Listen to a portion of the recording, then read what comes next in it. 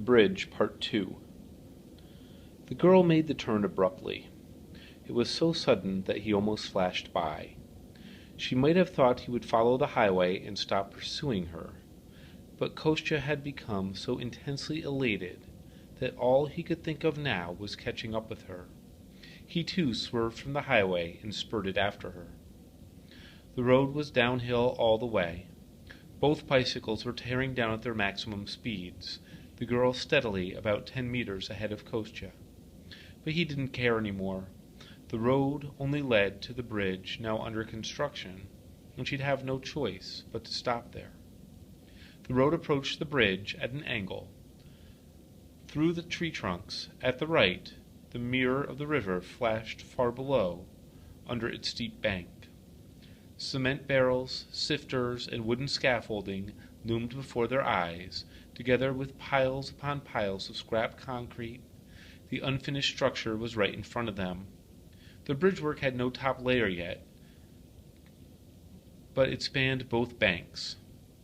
It looked like a net scaled by a formless hodgepodge of wood, in which the future metallic slickness could only be vaguely surmised.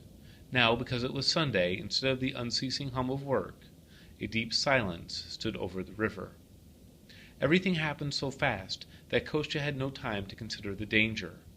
Suddenly he saw that the asphalt was coming to an end, and a 4-plank trestle laid over a sand embankment led to the bridge. The girl pedaled ahead at top speed.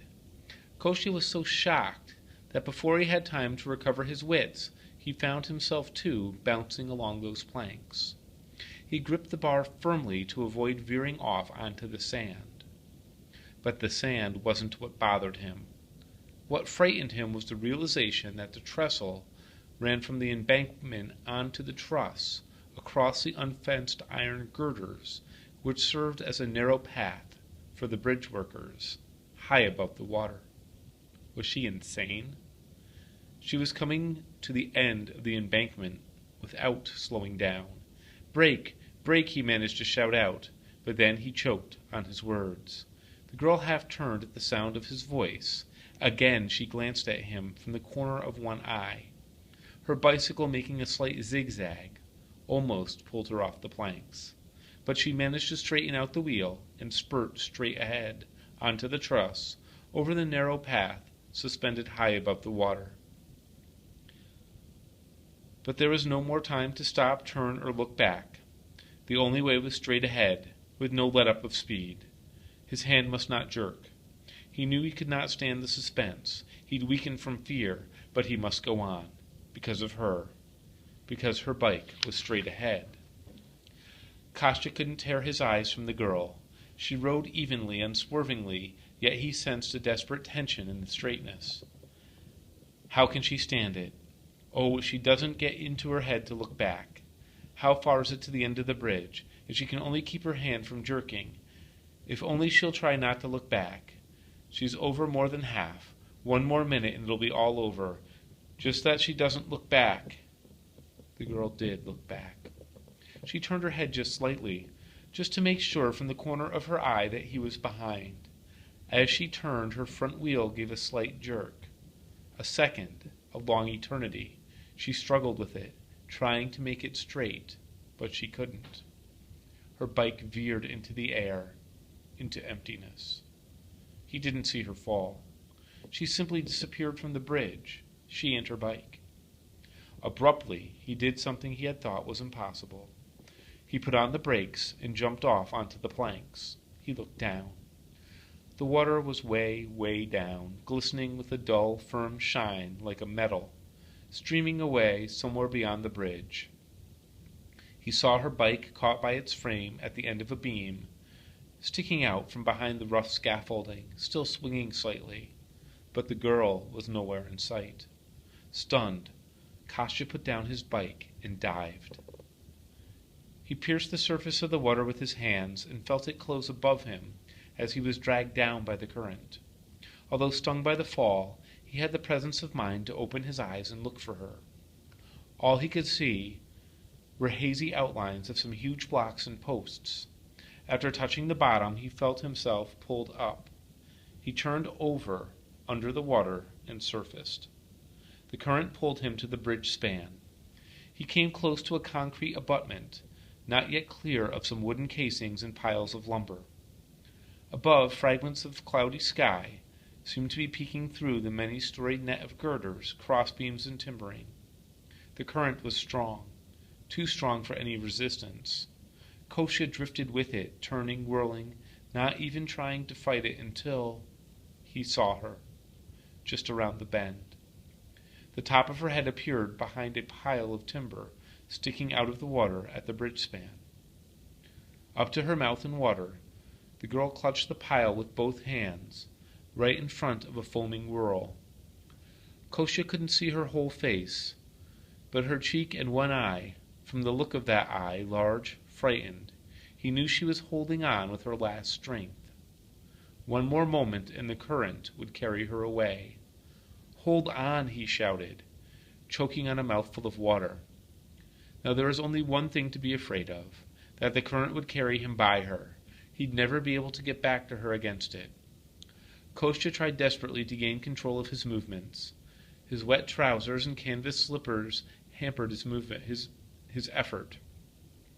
Nonetheless, he managed to throw out his left arm and grab that same pile.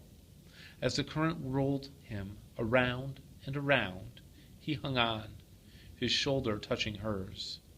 The girl's pale, wet face was close to his, her wide open eyes bright with tension.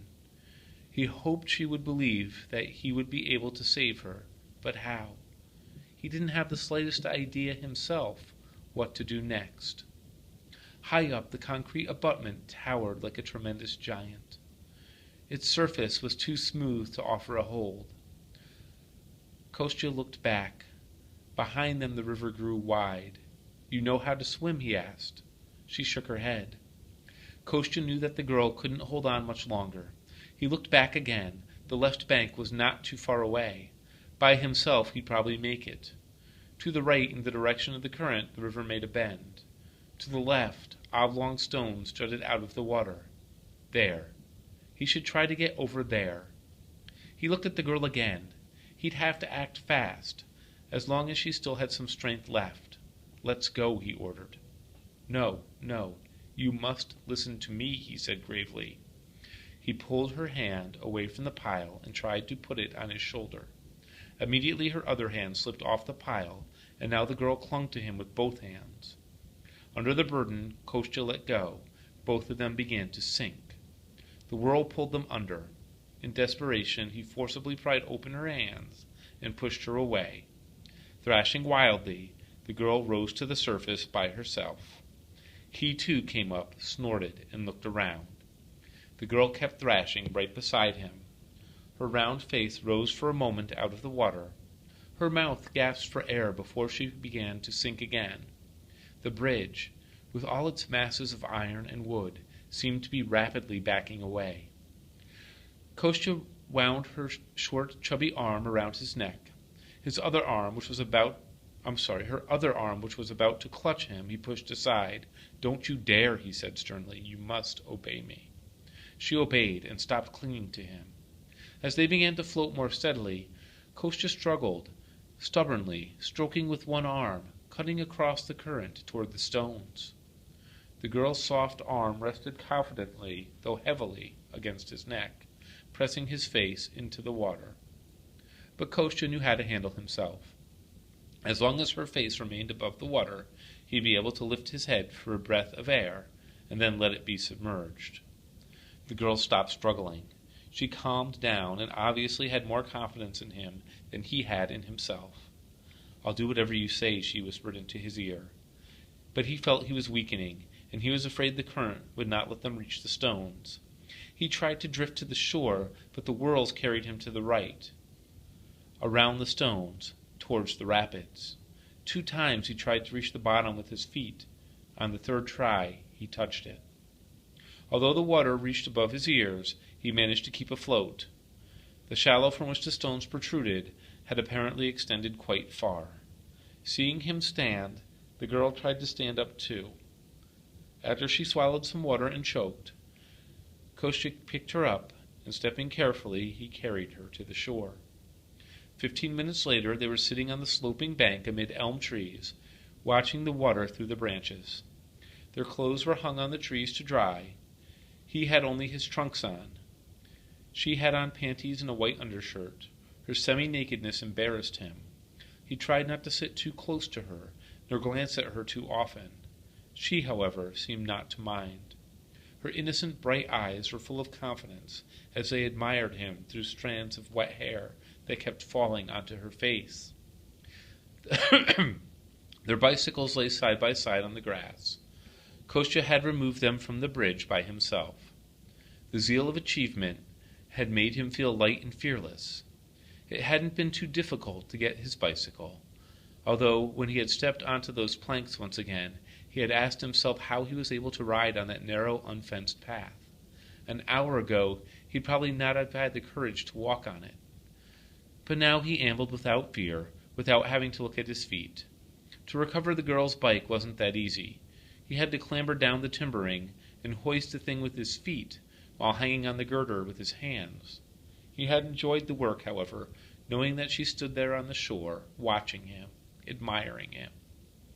He hadn't been afraid to fall into the water, because that would have only been a repeat jump. But he had been concerned he might drop the bicycle. He hadn't. He rolled them both up onto the shore, toward the elm tree where their clothes were hung to dry. "You can do everything," the girl looked at Kostya with admiring eyes. "I can," he confirmed. "Had I dropped your bike, I'd have given you mine." He felt like being extremely generous. As a matter of fact, he was sorry he couldn't give her his bike. "I'd not have taken it for anything," she said. "You are leaving?" "Yes, tonight." "For long?" "Forever." "And when will you come back?" she asked. "Probably never." The impression his words made on her affected him too. "Never," the girl repeated slowly. "How far are you going?" "Very far," he replied. "I'm taking the Moscow train tonight." She asked if he was going to the district capital. Apparently she had thought the district capital was very far. Kostya said. "The day after tomorrow, I'll be in Moscow." "In Moscow?" she asked respectfully. "But only for the day," he explained. "Got to do some sightseeing." "You're going even farther?" she asked incredulously. He nodded. "To Siberia." She became quiet. He sensed how impressive that name sounded to her. "Who's going with you?" she asked again. "I'm going by myself." While he answered her questions, Kostya began to see his trip in a new light. He had suddenly made a discovery. He found out something about himself he had never known. He could accomplish tasks. The future, which up to now had appeared fearful, suddenly became a grandiose adventure within reach. "I'll guide big ships," Kostya said, getting up from excitement. "Diesel motor ships." "Where to?" "To the Arctic Ocean, beyond the Arctic Circle and back, through the taiga, the tundra, all kinds of animals." Kostya recalled what he knew about Siberia. He was waiting for her to ask if he really knew how to guide diesel motor ships, but she didn't. Perhaps she had some doubts if he really could do everything. He, too, had some doubts. "I'll learn," he said, thinking of Uncle Vasya. What one man can do, another man can, too. There was silence for a while. Narrow-shouldered, long-legged, upright, Kostya stared into the water glistening through the trees. Absorbed in his new ideas, he seemed to have forgotten about the girl, who sat with her arms around her knees, glancing at him timidly from time to time.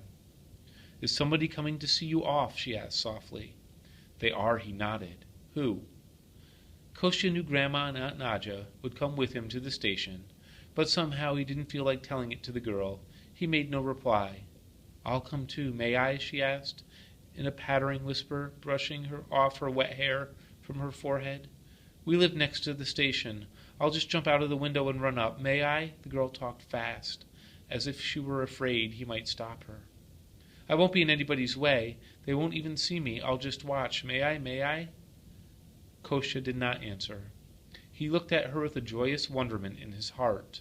It was a hitherto unknown tenderness, which he realized was also a new discovery.